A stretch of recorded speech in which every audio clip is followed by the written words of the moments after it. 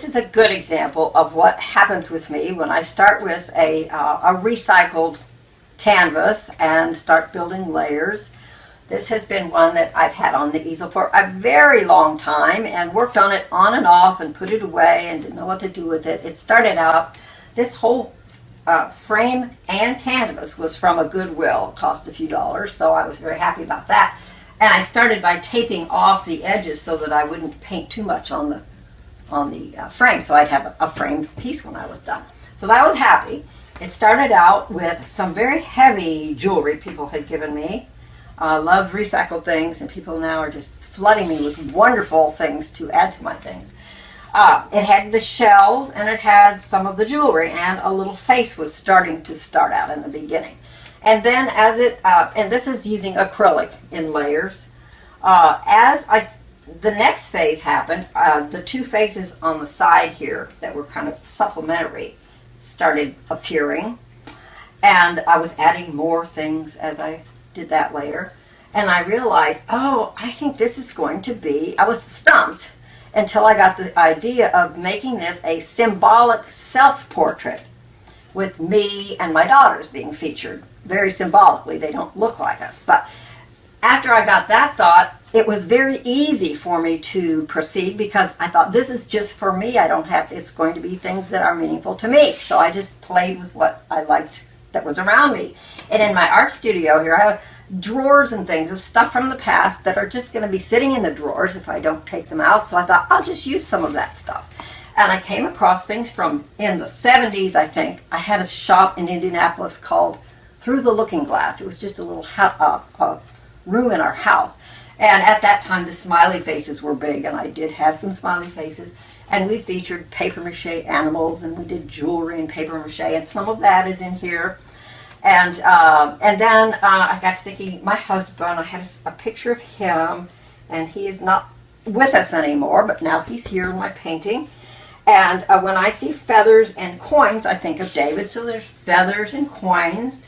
And I found some things from, he was an architect, and in school we had to do drafting with actually putting ink into these little drawing instruments that was, you don't see that anymore. Well, I found a piece of one of those, I added that, and there's a little pin of an American flag that somebody gave me, and someone gave me a wonderful little cross for protection one time, and I love having it where I can see it all the time. And then just one thing led to another, and there's just numberless things that can happen.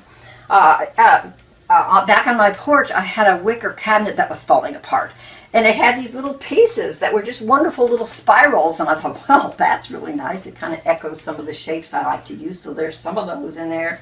I think this is a green shoelace that was nice. This is very important to me. It is a sign that says sold. And it was something that I had put on a painting when I was doing a show that had sold to wait for her to pick it up. So I thought, well, that's symbolic of things I really like. So that's in there. And different craft items that I've worked with are in here. And jewelry people have given me. And there's a little fish from some pin. The closer you look, the more fun it gets for me because I can remember all these things that meant something to me.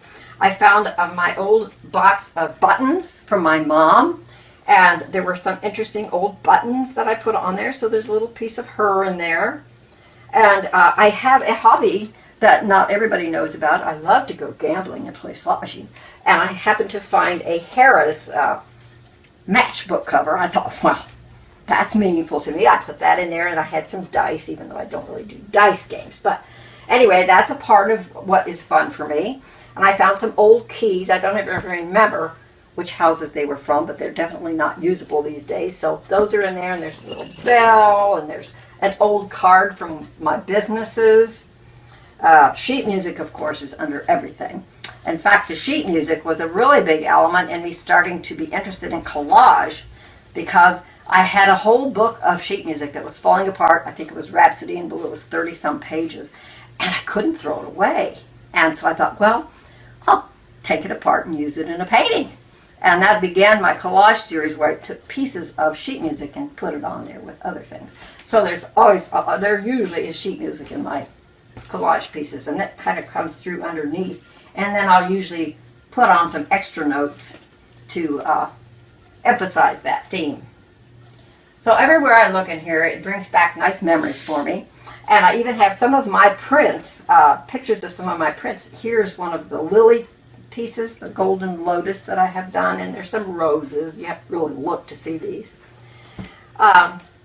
It's just been an ongoing thing. There's pieces of lace, all sorts of things. And I think that this might give people who are collecting things that aren't shown anywhere, they might have an idea of how to revive their collections in a way where they can see it and it makes them happy every day.